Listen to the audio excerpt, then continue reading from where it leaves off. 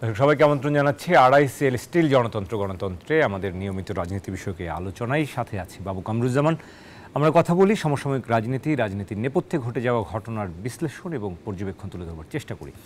আজকেও আমরা আলোচনা করতে চাই। আমরা জানি যে জাতীয় ঐকমত্য কমিশন তারা কিন্তু মার্চে আবারও নতুন করে রাজনৈতিক দলগুলোর সাথে বৈঠকে বসবেন এবং সেই বৈঠকে ঐক্যমত্যের জায়গাটি কতদূর অগ্রগতি হতে পারে এবং ঐক্যমত্যের সম্ভাবনা কতটুকু এবং মার্চের রাজনৈতিক দলগুলোর সঙ্গে এই ঐক্যমত্য কমিশনগুলো কী আলোচনা হতে পারে, এসব প্রশ্নকে সামনে রেখে আজকে আড়াইসেল স্টিল জনতন্ত্র গণতন্ত্রে আমরা কথা বলতে চাই। এছাড়াও সংস্কার ইস্যু নিয়েও আমরা কথা বলবো। আমাদের সঙ্গে আজকে স্টুডিওতে দুজন অতিথি সময় দিয়েছেন। চলুন পরিচয় করিয়ে দিয়ে আমরা আমাদের সঙ্গে রয়েছেন নাজমুল আশরাফ, রয়েছেন সিনিয়র সাংবাদিক, স্বাগত জানাচ্ছি নাজমুল আশরাফ। আমাদের সঙ্গে রয়েছেন অ্যাডভোকেট হাসান তারিক চৌধুরী, আইনজীবী, সুপ্রিম কোর্ট ও সাধারণ সম্পাদক গণতান্ত্রিক আইনজীবী সমিতি, স্বাগত জানাচ্ছি হাসান তারিক চৌধুরী।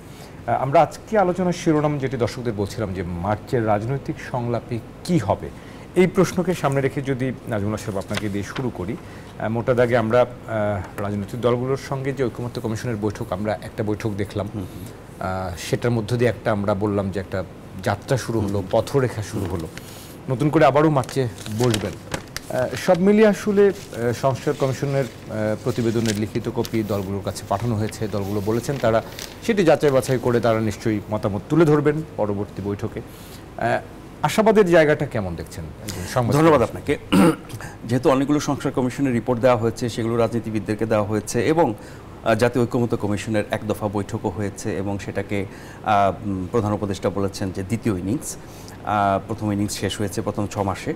দ্বিতীয় ইনিংসের মূল লক্ষ্য আমরা জানি যে সংস্কারগুলোর ব্যাপারে একটা ঐকমত্যে পৌঁছা, মানে কমিশনগুলো যেসব প্রস্তাব দিয়েছে সংস্কারের, সেগুলোর ব্যাপারে রাজনৈতিক দলগুলোর সাথে সরকারের একটা ঐকমত্য হবে এবং সেগুলো পরে ধাপে ধাপে বাস্তবায়ন হবে।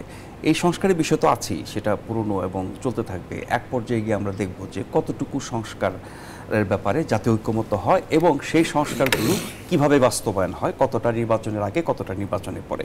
এটি একটি বিষয়। এটা হয়তো দ্বিতীয় দফার আলোচনায় আরেকটু এগিয়ে যাবে। প্রথম দফা তো একরকমের মানে সূচনা বৈঠকের মতোই ছিল আর কি। দ্বিতীয় বৈঠকে নিশ্চয়ই এই সংস্কারগুলোর ব্যাপারে আলাপ আলোচনা এবং বিভিন্ন দলের অবস্থান সম্পর্কে আমরা একটা ধারণা পাবো। দ্বিতীয়ত যেটি নিয়ে বিতর্ক বেশি হচ্ছে, জাতীয় নির্বাচন ডিসেম্বরের মধ্যে হওয়া বা জাতীয় নির্বাচন আগে হবে না স্থানীয় নির্বাচন আগে হবে।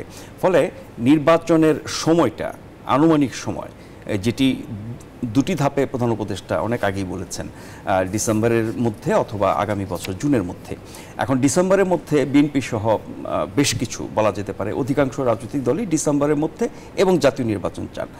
কিছু কিছু দল ডিসেম্বরের পরে চান, সেটি আগামী বছর জুনে। এবং কারো কারো বক্তব্য এরকম যে সংস্কার এবং বিচার শেষ না হওয়া পর্যন্ত নির্বাচন না। সেটি অবাস্তব, কারণ সংস্কার এবং নির্বাচন এই দুটো শেষ হওয়া কবে সম্ভব এটা বলা মুশকিল। দুটোই দীর্ঘ প্রক্রিয়ার ব্যাপার। সংস্কারও যেমন দীর্ঘ প্রক্রিয়ার ব্যাপার, আর সংস্কারের যে বিষয়গুলোর জন্য সংসদ লাগবে, নির্বাচিত সরকার লাগবে, সেগুলোর জন্য অপেক্ষা করতে হবে। ফলে নির্বাচনের আগে সেগুলো সম্ভব না। আবার বিচার প্রক্রিয়া, যেই বিচারগুলো চলমান আছে এখন, তার মধ্যে কয়টা মামলার বিচার শেষ হলে পরে আপনি বিচার শেষ করে বলবেন, নাকি যত মামলা হয়েছে, যত অভিযোগ এসেছে, যত তদন্ত হয়েছে এবং ভবিষ্যতে আরও যেসব মামলা হবে এবং তদন্তের মাধ্যমে বিচার প্রক্রিয়ার মাধ্যমে শাস্তি হবে, সেই শাস্তি কি শুধু বিচারিক আদালত পর্যন্ত নাকি সর্বোচ্চ আদালত পর্যন্ত? এরকম অনেক প্রশ্ন আছে। ফলে বিচার শেষ করে নির্বাচন, এটি যারা বলেন এটা একেবারেই অবাস্তব, অসম্ভব এবং এটা মানে ব্যাপারে ঐক্যমত হওয়ার কাজটা চলমান বিচার চলতে থাকবে। একটি গুরুত্বপূর্ণ মামলা যেখানে রাজনৈতিক সংশ্লেষ আছে, এখন যে মামলাগুলো নতুন করে চলছে, তদন্ত হচ্ছে, বিচারিক প্রক্রিয়া এখন শুরু হয় নাই, সেগুলো মধ্যে যদি আমি ধরে নেই যে শীর্ষ পর্যায়ের 10টি মামলা, এই 10টির আপনি বিচারিক প্রক্রিয়া শেষ করে সর্বোচ্চ আদালত পর্যন্ত যেতে কত বছর লাগবে? আমাদের যেই আইন আদালতের বাস্তবতা, তার সক্ষমতা, জনবল থেকে শুরু করে অবকাঠামো, আরও বহু কিছু আছে, আইন কানুনের ব্যাপার তো আছেই। ফলে একটি মামলা সর্বোচ্চ পর্যায়ে গিয়ে শেষ হওয়া, যেখানে রাজনীতি সংশ্লিষ্ট, সেগুলো বহু বছর লাগে। আমরা 10, 12, 15 বছরও দেখেছি অনেক মামলা নিষ্পত্তি হতে বা না হতে। সেটি শেষ পর্যন্ত হবে না, অন্তত বিচারিক আদালত পর্যন্ত যদি ধরি। হ্যাঁ, কিছু মামলা হয়তো বিচারিক আদালত পর্যন্ত শেষ হবে। যেমন আইন উপদেষ্টা এরই মধ্যে বলেছিলেন যে অক্টোবরে 3-4টি মামলা রায় হতে পারে। এটার ব্যাপক প্রতিক্রিয়া দিয়েছেন কিন্তু অপরাধ ট্রাইব্যুনাল, এবং তারা এটাকে এক ধরনের হস্তক্ষেপ, তাদের কাজে বাধা সৃষ্টি করা, এবং বিচারক বলেছেন যেখানে তদন্তই চূড়ান্ত হয় নাই সেখানে তিনি কি করে রায়ের ঘোষণা দেন। এটা তো সেই সরকার না যারা বিচার প্রক্রিয়ার মধ্যে হস্তক্ষেপ করবে। তিনি হয়তো তার ধারণার কথা বলেছেন বা তার কাছে কোনো তথ্য ছিল, কিন্তু সেটি যে সম্ভব না এটি বিচারকের বক্তব্য থেকে আমরা বুঝেছি। তার মানে যেগুলো এগিয়ে আছে সেগুলোই এখন পর্যন্ত মানে বিচার প্রক্রিয়া বলতে আমি বলছি যে তদন্ত শেষ হলো, তদন্ত রিপোর্ট জমা দেওয়া হলো, তারপরে দুপক্ষের সওয়াল জবাব, এবং এটা দীর্ঘ প্রক্রিয়ার মধ্য দিয়ে একটা সময় গিয়ে বিচারক রায় দেবেন। সেটি কবে শেষ হবে বলা মুশকিল। ফলে বিচার প্রক্রিয়া শেষ করে নির্বাচন, এটা যেমন অবাস্তব, সংস্কার সব শেষ করে নির্বাচন সেটি অবাস্তব, কিন্তু ডিসেম্বরের মধ্যে নির্বাচন এটি অবাস্তব না। এখন পর্যন্ত আমরা নির্বাচন কমিশন, সরকার এবং দলগুলোর বেশিরভাগ দল বিএনপি সহ তাদের অবস্থান জানি, কিন্তু স্থানীয় নির্বাচন এটি একটি বিতর্ক রয়ে গেছে এবং দুটোর পক্ষে যুক্তি আছে। সেগুলোর হয়তো আরেক দফা সুরাহা পরবর্তী সেটা আলোচনার মধ্য দিয়ে হবে। আমি 1 মিনিটে শেষ করি। আমরা নির্বাচন, বিচার, সংস্কার এগুলো নিয়ে অনেক তৎপরতা চালিয়েছি, এখনো চালাচ্ছি এবং চালাতে হবে, এটা গুরুত্বপূর্ণ বিষয়। গত 6 মাস শুধু আমরা সংস্কার নিয়েই বেশি কথা বলেছি, বিচার নিয়েও টুকটাক কথা বলেছি। অনেক ক্ষেত্রে আমার মনে হয় বিচারের সংস্কারের চেয়ে বিচারটা বেশি জরুরি, কিন্তু ওটু তো অনেক পরের ব্যাপার এবং তার সুফল দেশ পাবে, সমাজ পাবে, রাষ্ট্র পাবে, সেটি অনেক পরের ব্যাপার। প্রতিদিনকার যে বিষয় আইন শৃঙ্খলা, অপরাধ, রাজনৈতিক অপরাধ, পেশাদারী অপরাধ, দ্রব্যমূল্য, আরও যা যা কিছু মানুষের জীবনের সাথে সম্পৃক্ত, চলাফেরা থেকে শুরু করে তার জীবন জীবিকা সংক্রান্ত, তার কর্মসংস্থান সংক্রান্ত, এই সংকট যেই হারে বাড়ছে, বিশেষ করে আইন শৃঙ্খলা পরিস্থিতি যেই ধরনের ঘটনা আমরা সারা দেশে প্রতিনিয়ত দেখছি, সেখানে কোনো উন্নতি দেখছি না, সরকারের কোনো সাফল্য দেখছি না। এই জায়গাটা যদি সরকার ব্যর্থ হয় এবং আশানুরূপ ফল দিতে না পারে, তাহলে এই সংস্কার, নির্বাচন, বিচার এগুলোর ব্যাপারে মানুষ বীতশ্রদ্ধ হয়ে যাবে একসময়। জি, নিশ্চয়ই। অনেক ধন্যবাদ নাজমুল আশরাফ। আসবো আপনার কাছে আবারও। অ্যাডভোকেট হাসান তারিক চৌধুরী, আপনার কাছে যে বিষয়গুলো আসলে নাজমুল আশরাফ বলছিলেন বারবারই জোর দিয়ে যে বিচার হওয়াটা, একেবারে বিচার শেষ করে নির্বাচন, সেটিও যেমন অবাস্তব। সব মিলিয়ে আমরা আলোচনার শিরোনাম ধরে আপনাকে যদি একটু মার্চের রাজনৈতিক সংলাপে কি হবে এই প্রশ্নটা আমরা রেখে আজকের আলোচনাটা করছি। তো এক দফা তো আমরা আলোচনা দেখেছি, এখন তারা হার্ড কপিগুলো দেখছেন, রাজনৈতিক দলগুলো পর্যালোচনা করছেন, তারা হয়তো পরবর্তী বৈঠকে তাদের মতামত তুলে ধরবেন। এবং কেউ কেউ এর মধ্যে বলেছেন, যেমন বিএনপির জাতীয় স্থায়ী কমিটির নেতা আমির খসরু মাহমুদ চৌধুরী কিন্তু জানিয়েছেন যে যে বিষয়গুলোতে তারা ঐকমত্যে পৌঁছাবেন সেগুলো বাস্তবায়ন হবে, আর যেটিতে পৌঁছাবেন না সেগুলি পরে সংসদে আলোচনার মধ্য দিয়ে সিদ্ধান্ত নেওয়া হবে, তাদের অবস্থান উঠে আসবে, এরকম বলেছেন। সব মিলিয়ে আসলে আশাবাদের জায়গাটা আমরা শুনতে চাই, এবং মার্চের রাজনৈতিক সংলাপ থেকে আমরা আসলে আরেকটু কি নির্বাচনী কাছাকাছি যাওয়া, নির্বাচনের সম্পর্কে আরেকটু স্পষ্ট হওয়া, সেই জায়গাগুলো তৈরি হচ্ছে মনে করেন কিনা? ধন্যবাদ বাবু কামরুজ্জামান, এবং শুভেচ্ছা জানাচ্ছি আমার শ্রদ্ধেয় সহ আলোচক নাজমুল আশরাফ ভাইকে এবং নিউজ 24-এর দর্শক কলাকুশলীদেরকে। দেখেন, আসলে আমি তো আশাবাদী, কারণ আশা নিয়েই তো আমরা ঘর বাঁধি এবং আশা নিয়েই বেঁচে থাকি। মার্চে যে ঐক্যমতের সংলাপটি হবে, আমার বিবেচনায় এই ঐক্যমতের সংলাপের প্রধান বিষয়টি হবে নির্বাচনের তারিখ। জি। এবং আমার ধারণা যে এতকাল আমরা যা দেখলাম এই পর্যন্ত, মেজরিটি পলিটিক্যাল পার্টিস, অধিকাংশ রাজনৈতিক দলের একটা আন্ডারস্ট্যান্ডিং আমরা কিন্তু বুঝতে পারি। বিএনপি জামাতের একটু দ্বন্দ্ব দেখেছি, জামাত বাদে বাকিরা সবাই নির্বাচনের একটা সুনির্দিষ্ট, অর্থাৎ জাতীয় নির্বাচনের একটা সুনির্দিষ্ট তারিখের পক্ষে। এইখানে কথা উঠিয়েছে জামাত যে তারা স্থানীয় সরকার নির্বাচনের প্রসঙ্গটা, এবং তারা আগে সংস্কার চান, পরে নির্বাচন, এবং তারা অনেক প্রিকন্ডিশন সামনে নিয়ে আসছে। তো এতগুলো প্রিকন্ডিশন যারা সামনে নিয়ে আসেন, তারা বোঝাই যাচ্ছে যে তারা আগে জাতীয় নির্বাচনটা চাচ্ছেন না। এখন আপনাকে তো একটা কমন মিনিমাম জায়গায় যেতে হবে। আমরা যদি গণতন্ত্র মানি, তাহলে সেক্ষেত্রে আমাদের সংখ্যা গরিষ্ঠ রাজনৈতিক দলের যে মত, সেটাকেই আমাদের সাধারণত বিবেচনায় নিতে হয়, এবং ভিন্নমতের প্রতি আমরা শ্রদ্ধাশীল, ভিন্নমত তো থাকবেই। তো ফলে এই জায়গাটায় কোনো ডেডলক হওয়ার সুযোগ নাই, এবং যদি সেটা হয় তাহলে আমি এটা বলবো যে জুলাই অভ্যুত্থানের মধ্য দিয়ে মানুষ যে পরিবর্তনের আকাঙ্ক্ষাটা করেছিল সেটি ব্যর্থ হয়ে যাবে। কারণ একটা অনির্বাচিত সরকারের অধীনে একটা দেশ যদি দীর্ঘদিন চলে, তার পরিণতি কি হয় এটা আমরা কিন্তু দুনিয়ার অন্যান্য উন্নয়নশীল দেশের অভিজ্ঞতা থেকে বলতে পারি। মার্চের এই আলোচনায় আসতে পারে যে নির্বাচনকালীন সরকারের চেহারাটা কেমন হবে, সেক্ষেত্রে ঐক্যমতের জায়গাটা কি হবে, অর্থাৎ কোনো সরকার ক্ষমতায় থেকে কোনো রাজনৈতিক দল গঠন করলে তার নিরপেক্ষতা থাকবে কিনা বা থাকলে পরে কেমন হবে, এই আলোচনাগুলো হয়তো আসতে পারে। ফলে একটা নির্বাচনকালীন একটা বিশ্বাসযোগ্য সরকার, অর্থাৎ এমন একটি সরকার নির্বাচনের সময় থাকবে যাতে করে নির্বাচনে অংশগ্রহণকারী দলগুলোর মধ্যে এই ভাবনার জায়গাটা প্রতিষ্ঠিত হবে যে নির্বাচনকালীন সরকার কোনো বিশেষ দলকে ডাইরেক্টলি আর ইনডাইরেক্টলি সাপোর্ট করছে না বা তার কোনো পক্ষপাতিত্ব নাই। এই জায়গাটা এনশিওর করার একটা আলোচনা কিন্তু তখন হবে। এবং একই সঙ্গে আলোচনায় তখন আসতে পারে যে নতুন রাজনৈতিক দল যারা নিবন্ধন চাইবে বা ইলেকশন করতে চাইবে তাদের ব্যাপারে কি সিদ্ধান্ত, বা তাদের অ্যাক্সেসটা কতটুকু হবে, তাদের সিম্বল কি হবে, এই সমস্ত বিষয়গুলো হয়তো আলোচনায় আসবে। এবং আমার ধারণা আমরা চাই বা না চাই একটা আলোচনা বাজারে আসবে, সেটা হলো বাংলাদেশের যে রাজনৈতিক দল পরাজিত হয়ে পালিয়ে গেল, যারা অভ্যুত্থানে যাদের পতন ঘটলো, নির্বাচনে তাদের ভবিষ্যৎ কি হবে, দল হিসেবে তারা নিষিদ্ধ হবে কিনা, বা যদি নিষিদ্ধ না হয় তারা নির্বাচনে পার্টিসিপেট করতে পারবে কিনা, পারলে পরে তার লিডারশিপ কি হবে, সেই দলের ভূমিকা কি হবে, সেগুলো হয়তো আলোচনায় আসতে পারে। কিন্তু আমরা যদি নির্বাচনের প্রতিপক্ষ হিসাবে কন্ডিশন হিসেবে যেটা নাজমুল ভাই বললেন যে বিচার এবং আপনার সংস্কারকে নিয়ে আসি, তাহলে এটা আমরা পুরনো বৃত্তি ঘুরপাক খেতে পারবো। একজন আইনজীবী হিসাবে আমি যদি আমাদের এই সময়কালের বিচারের প্রসঙ্গটাকে আলোচনায় আনি, তাহলে দেখবেন আমাদের এই মামলাগুলো কিন্তু প্রধানত দুই ভাগে বিভক্ত। একটা হলো গণহত্যা সংশ্লিষ্ট মামলা, অর্থাৎ যারা মানুষ হত্যা করেছে তার সাথে সংশ্লিষ্টতার মামলা, আর আরেক শ্রেণী মামলা আছে অবৈধ সম্পদ অর্জন বা দুর্নীতির মামলা। তা আমরা মামলাগুলোকে প্রধানত দুই ভাগে ভাগ করতে পারি। তাহলে আমি যদি মানুষ হত্যার মামলার যদি যে জুডিশিয়াল যে প্রসেস, একটি ট্রাইব্যুনাল হয়েছে, সেই ট্রাইব্যুনাল নিয়েও নানান কথা আছে। আমি আইনজীবী হিসাবে আমি যাওয়ার চেষ্টা করেছিলাম, বোঝার চেষ্টা করেছিলাম, দেখার চেষ্টা করেছিলাম, শেখার চেষ্টা করেছিলাম, আমি ব্যর্থ হয়েছি, আমি শিখতে যাইতে পারি নাই।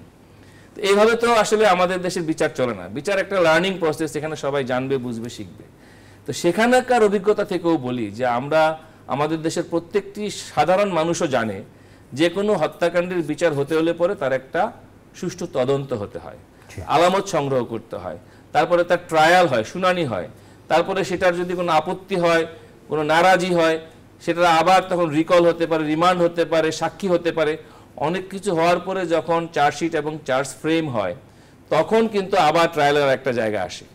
এইভাবে বিভিন্ন ধাপ পেরিয়ে চূড়ান্ত দণ্ডদানের জন্য যে সময় আমাদের প্র্যাকটিসে লাগার কথা, যদি অতি দ্রুত সময়ও করি, তাহলেও আমার ধারণা সবকটি হত্যাকাণ্ডের বিচার আমরা হয়তো আমাদের প্র্যাকটিস বলে এটা একটু কঠিন হয়ে যাবে।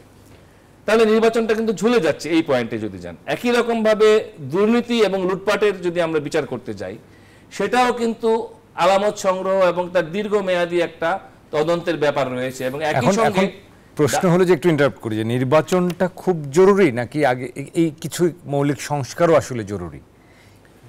দেখেন, আমি তো একটা কথা প্রায়ই বলি যে নির্বাচন নিঃসন্দেহে জরুরি, এটা নিয়ে কারোই, আমি তো একটা কথা প্রায়ই বলি যে এই শোতেও বলেছি যে সাইমালটেনিয়াস বলে একটা কথা আছে, রেল লাইনের দুটা পাত কিন্তু পাশাপাশি থাকে, পাশাপাশি চলে, অর্থাৎ কোনোটাকে বাদ দিয়ে কোনোটা তো চলবে না, পাশাপাশি হাত ধরাধরি করেই সব চলবে। আমাদের দেখতে হবে সংস্কার ভাবনা, সংস্কার প্রস্তাবনা, সংস্কার আলোচনাটা যেন বন্ধ না হয়, ব্যাহত না হয়, এবং এটা যাতে সমৃদ্ধ হয়, অর্থাৎ শুধুমাত্র সংকীর্ণ দলীয় দৃষ্টিকোণ থেকে সংস্কার নয়, বাংলাদেশের জাতীয় স্বার্থকে বিবেচনায় রেখে সংস্কার। এখন আমরা যদি দেখি যে কোনো একটা পার্টিকুলার ডক্ট্রিন কেউ চাপিয়ে দেওয়ার ফ্যাসিবাদী তৎপরতা করছে, সেটার নাম কিন্তু সংস্কার নয়। নিশ্চয়ই। এবং আমরা আজকে যখন দেখি যে আমাদের নারী অধিকার সেগুলো প্রশ্নবিদ্ধ হচ্ছে, আমরা যখন দেখি আদিবাসীদের অধিকার প্রশ্নবিদ্ধ হচ্ছে, তাদেরকে আক্রান্ত করা হচ্ছে, আমরা যখন দেখি যে আমাদের এখানে এক ধরনের উগ্রতা, ধর্মীয় উগ্রতা উস্কানি দেওয়া হচ্ছে, সংখ্যালঘুদের নিরাপত্তার প্রশ্ন সামনে চলে আসছে, ফলে এই জায়গাগুলো হলো প্রতিবন্ধকতার জায়গা। আমার মনে হয় মার্চের আলোচনায় এগুলো একটা ঐকমত্যের জায়গা হওয়া উচিত। নিশ্চয়ই আমরা আরো কথা বলবো, আমাদের একটা বিরতি নেবার সময় হয়েছে। দর্শক, আড়াইসিএল স্টিল গণতন্ত্রে আমরা কথা বলছি মার্চের রাজনৈতিক সংলাপে কি হবে, এই প্রশ্নকে সামনে রেখে আমাদের সঙ্গে দুজন অতিথি রয়েছেন। আমরা আরো কথা বলবো একটা বিরতির পর, আশা করি সঙ্গেই থাকবেন। দর্শক বিরতির পর আবারও স্বাগত জানাচ্ছি আড়াইসিএল স্টিল জনতন্ত্র গণতন্ত্রের সাথে আছি বাবু কামরুজ্জামান। কথা বলছি আজকে মার্চের রাজনৈতিক সংলাপে কি হবে এই প্রশ্নকে সামনে রেখে আমাদের সঙ্গে দুজন অতিথি রয়েছেন। আমাদের সঙ্গে রয়েছেন সিনিয়র সাংবাদিক নাজমুল আশরাফ, স্বাগত জানাচ্ছি আরও একবার। আমাদের সঙ্গে রয়েছেন অ্যাডভোকেট হাসান তারিক চৌধুরী, আইনজীবী, সুপ্রিম কোর্ট ও সাধারণ সম্পাদক গণতান্ত্রিক আইনজীবী সমিতি। স্বাগত জানাচ্ছি হাসান তারিক চৌধুরী। আমরা বিরতির আগে রাজনৈতিক সংলাপ, ঐক্যমত্য কমিশন এবং ঐক্যমত্যের বিষয়গুলো নিয়ে কথা বলছিলাম।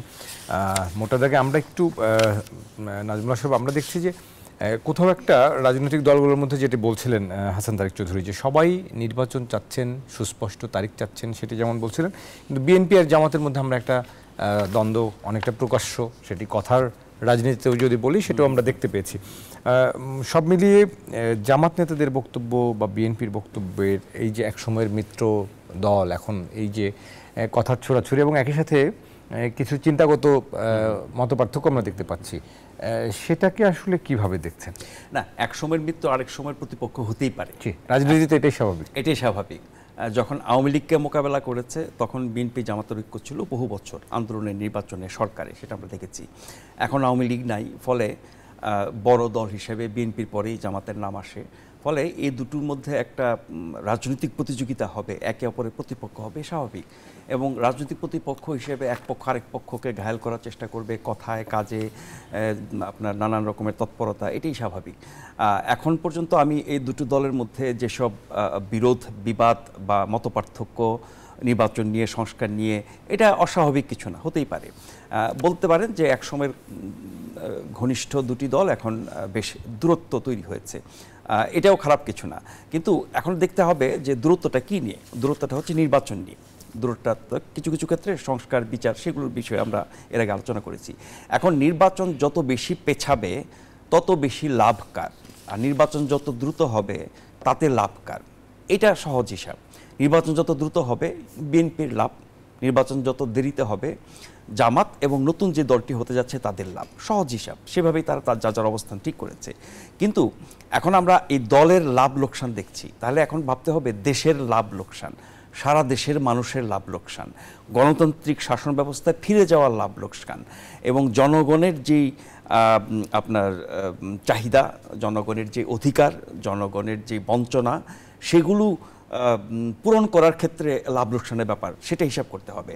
আমরা গত 16 বছরে ভালো নির্বাচন, ভালো শাসন দেখি নাই। দুর্নীতি, দুঃশাসন, গুম, খুম, হত্যা এসব দেখেছি। মানুষ নানাভাবে বঞ্চিত হয়েছে, অনেক রকমের অন্যায়ের শিকার হয়েছে। রাজনৈতিক দলগুলো তো হয়েছেই, সাধারণ মানুষও হয়েছে, নানা শ্রেণী পেশার মানুষ হয়েছে। ফলে ওরকম অবস্থা কারণেই কিন্তু মানে দলমত নির্বিশেষে সবাই একজোট হয়ে গণঅভ্যুত্থান করে ওই সরকারকে বিদায় দিয়েছে। তারা এখন নাই। এখন তাহলে আমরা কি চাই? জনগণ, সাধারণ মানুষ কি চাইবে? দলগুলো যার যার অবস্থান থেকে তার হিসাব নিকাশ করে তারা তাদের চাওয়ার কথা বলছে। সাধারণ মানুষ, সংখ্যাগরিষ্ঠ মানুষ, তারা চাইবে কি? তারা চাইবে আগের চেয়ে আমরা আর ভালো থাকবো। সেটি জননিরাপত্তা থেকে শুরু করে আমার চলাফেরা, আমার কাজকর্ম, আমার চাকরি বাকরি, আমার পড়াশোনা, আমার স্বাস্থ্যসেবা, আমার সাংস্কৃতিক অধিকার, আমার রাজনৈতিক অধিকার, আমার সাংবিধানিক অধিকার, সব দিক থেকে আমি আগের চেয়ে ভালো থাকতে চাইব। এই মুহূর্তের যে বাস্তবতা, অভ্যুত্থান পরবর্তী, এটাকে তো ভালো থাকা বলে না। এখন চতুর্দিকে যা কিছু হচ্ছে, অনেক কিছু এখন নাই, অনেক কিছু হচ্ছে না যেটি আগের সরকারের সময় ছিল, আবার অনেক কিছু হচ্ছে যেগুলো আগের সরকারের সময় ছিল না, বা নতুন অনেক ফেনোমেনন যদি বলি আমরা, নতুন ধরনের ঘটনা আমরা দেখছি। উন্মাদনা, এটি একটা বড় সংকটে পরিণত হয়েছে সারা দেশে। কখনো রাজনীতির নামে উন্মাদনা, ধর্মের নামে উন্মাদনা, ফ্যাসিবাদ বিরোধীর নামে উন্মাদনা, বৈষম্যের নামে উন্মাদনা, সমন্বয়কের নামে উন্মাদনা, প্রতিপক্ষ রাজনীতিকের নামে উন্মাদনা, নানান রকমের ইতিহাস, রাজনীতি, সংস্কৃতি, ধর্ম, সমাজ, বহু বিষয় নিয়ে নানা রকমের উন্মাদনা আমরা দেখি, এবং সেই উন্মাদনা প্রতিনিয়ত বাড়ছে। এটি এক ধরনের রাজনৈতিক সংকট যদি বলি মোটা দাগে। সেটির তো কোনো মানে দমন হতে বা সেটার কোনো সুরাহা হতে আমরা দেখছি না।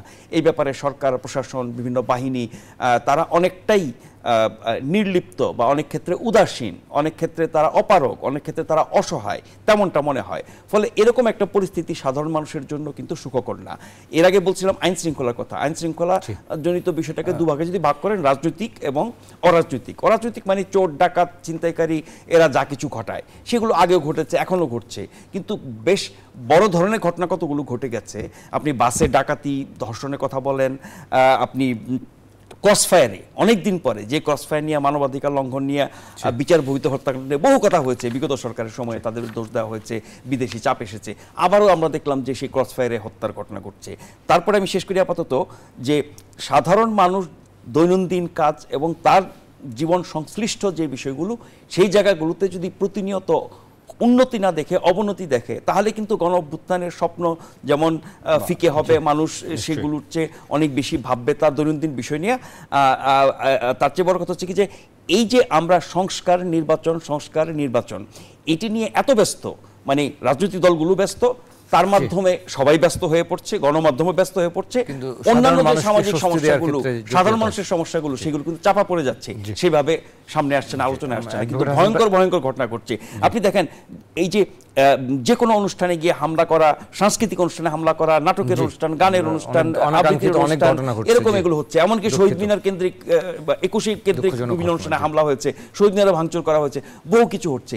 এই জায়গাটিতে সরকার কিন্তু যথেষ্ট ব্যর্থ আমি বলবো, এবং সেই হতাশা কিন্তু মানুষের মধ্যে প্রতিনিয়ত বাড়ছে। নিশ্চয়ই সেই জায়গা যেটি বলছিলেন আপনি যে তাহলে কিন্তু আমাদের যে আকাঙ্ক্ষা, অভ্যুত্থানের আকাঙ্ক্ষা মিলান হয়ে যাবে আমরা যদি সেটি একের পর এক এই ধরনের ঘটনা ঘটতে থাকে। অ্যাডভোকেট হাসান তারিক চৌধুরী, আপনার কাছে আসতে চাই। আমরা এই কারণেই বলছিলাম যে এই রাজনৈতিক সংলাপ একই সঙ্গে নির্বাচন সংস্কারের জায়গাটা নিয়ে যে জনদুর্ভোগ নিরসনে স্থানীয় সরকারের নির্বাচনটা আগে হওয়া উচিত, এরকম একটা মন্তব্য জামাত আমির কিন্তু শফিকুর রহমান গতকালকে একটা অনুষ্ঠানে করেছেন, হয়তো আপনি শুনেছেন, আঞ্চলিক কোনো একটা অনুষ্ঠানে, যে স্থানীয় সরকার নির্বাচন আগে হওয়া উচিত এই কথা জামাত এখন স্পষ্ট করেই বলছেন। সংস্কারটাও আগে হওয়া উচিত সেটাও তারা বলছেন। সেই জায়গায় বিএনপির কথার সাথে জামাতের কথার এই দ্বন্দ্বটাতে রাজনৈতিক প্রভাব আসলে কি দেখেন? আসলে এই জায়গাটাতে অ্যাড্রেস করা দরকার, জনদুর্ভোগটা আসলে কোথায়। জনদুর্ভোগটা কি সংস্কারের না, উনি জনদুর্ভোগ নিরসন বলতে বুঝিয়েছেন মানুষকে যেন আর কোনো ভোগান্তি করতে না হয়, শেখ হাসিনা আমলের মতো এই ধরনের ঘটনাগুলো না ঘটে, গুম খুনের ঘটনা আর না ঘটে, অর্থাৎ মানুষকে যেন এখন আর এই জনদুর্ভোগগুলোতে না পড়তে হয়। দেখেন, আমাকে যদি আপনি প্রশ্ন করেন জনদুর্ভোগটা কোথায়, আমি বলবো যে আজকে যানজটের কারণে এই অনুষ্ঠানে আসতে সঠিক সময় আমরা এসে পৌঁছাতে পারিনি, জনদুর্ভোগটা এই জায়গায়। আমাকে যদি প্রশ্ন করেন জনদুর্ভোগ কোথায়, আমি বলবো যে জনদুর্ভোগ দ্রব্যমূল্যের বাজারে। মানুষ যা আয় করে, বৈধভাবে মানুষ যারা আয় করে, যারা হালাল রোজগার করে, তারা সংসার চালাতে পারছে না।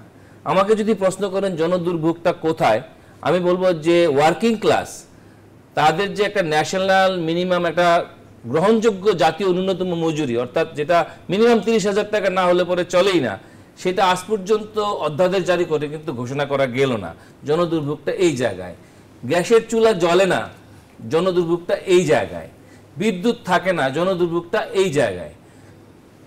ওয়াসার লাইনে অনেক অভিজাত এলাকায়ও পানি আসে না, আর যারা একটু মানে প্রত্যন্ত এলাকায় তাদের কথা না হয় আমি বাদই দিলাম। তাহলে মানুষ গ্যাস পায় না, মানুষ পানি পায় না, মানুষ বিদ্যুৎ পায় না, বাজারে গিয়ে তেল কিনতে পারে না, বাজার থেকে সিন্ডিকেটের কারণে পণ্য উধাও।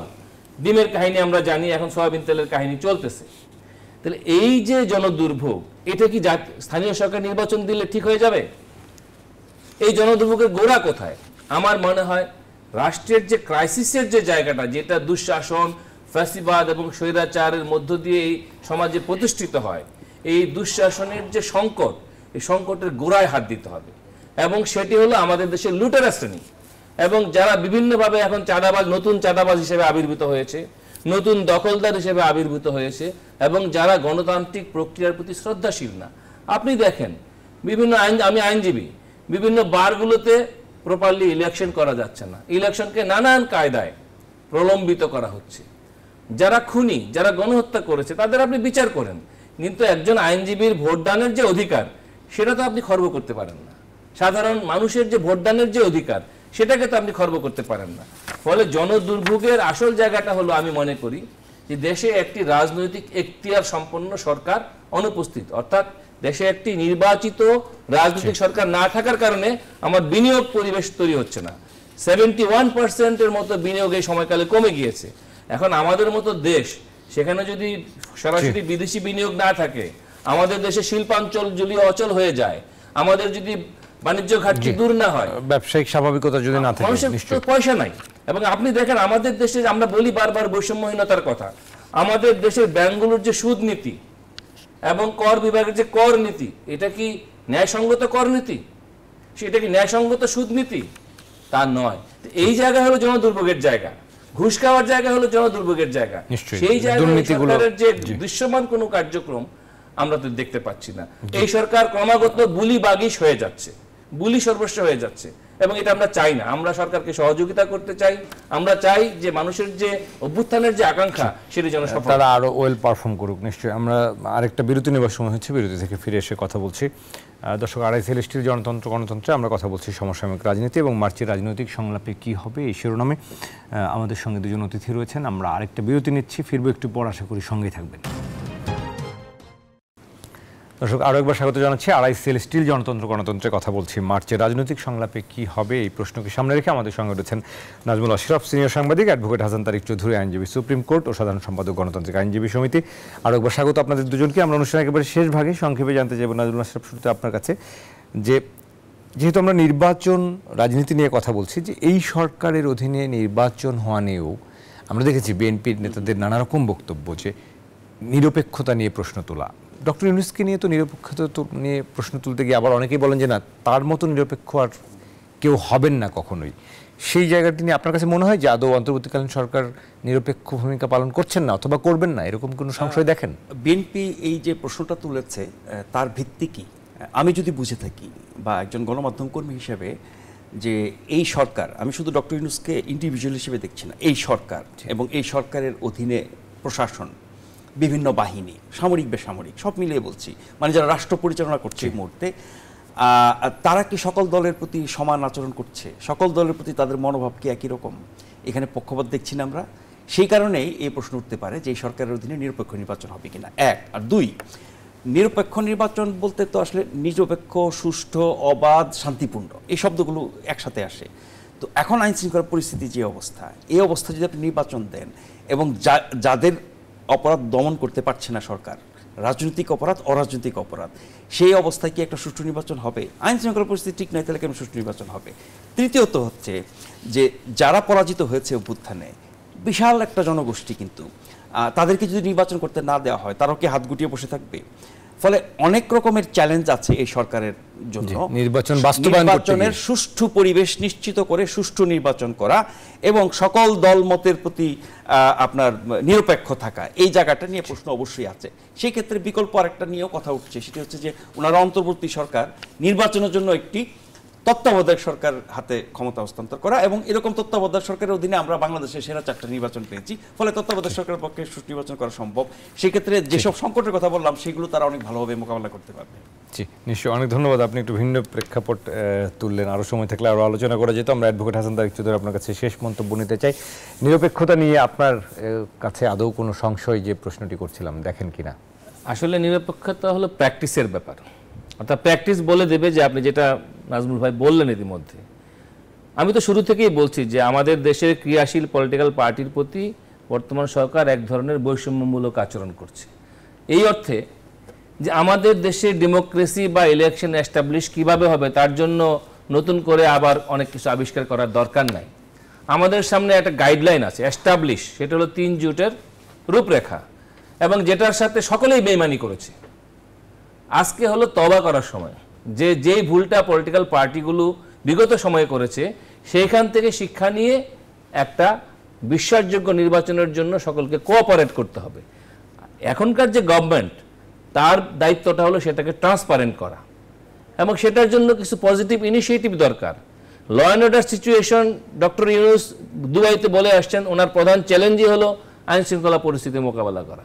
কিন্তু আমরা যখন দেখি বাসের মধ্যে শ্লীলতাহানি ঘটতেছে চলন্ত বাসে, এবং 3 ঘন্টা ধরে ডাকাতি চলছে, একটা ওসিকে সাসপেন্ড করলেই কিন্তু সব সমস্যা শেষ হয়ে যায় না, এর গভীরে যেতে হয়। সুতরাং এই জায়গাটায় একটা বিশেষ ঐক্যবদ্ধ রাজনৈতিক উদ্যোগ দরকার, কারণ এটি ছাড়া কখনই একটি সরকার নিরপেক্ষতা দাবি করতে পারবে না। কারণ তিনি যদি নিরপেক্ষ হন, সবার আগে হাত দেবেন হলো আইন শৃঙ্খলা পরিস্থিতিতে, এবং সেই জায়গাতে তিনি দলীয় বিবেচনা বাদ দিয়ে একেবারে জনগণের বিবেচনায় বৈষম্যহীনভাবে তিনি কিন্তু ব্যবস্থাটা নেবেন। সেই জায়গাটা যদি করা যায়, অবশ্যই আমরা মনে করি নির্বাচনের পথে দেশ এগিয়ে যাবে, এবং সেটার জন্য সবাই রেডি আছে। নিশ্চয়ই আমরা ধন্যবাদ জানাই আপনাদের দুজনকে আজকের এই আলোচনায় সময় দেওয়ার জন্য। আমরাও আশা করব যে যেহেতু মার্চে রাজনৈতিক সংলাপ অনুষ্ঠিত হবে, সেই সংলাপে নতুন নতুন অনেক বিষয় উঠে আসবে এবং ঐক্যমত্য কমিশনের সেই বৈঠকে যেহেতু রাজনৈতিক দলগুলো এখন খসড়া পর্যালোচনা করছেন, তারা হার্ড কপি পড়ছেন, নিশ্চয়ই সেই জায়গায় কিছু অন্তত 50% যদি ঐক্যমত্যে আমরা পৌঁছাতে পারি, সেটিও নিশ্চয়ই একটা বড় অর্জন হবে সংস্কারের বিষয়ে। আমরা সেই আশাবাদ রেখে আজকের RICL স্টিল গণতন্ত্র শেষ করছি। আপনাদের সবাইকে শুভকামনা জানাই এবং শুভরাত্রি। সবাই ভালো থাকুন।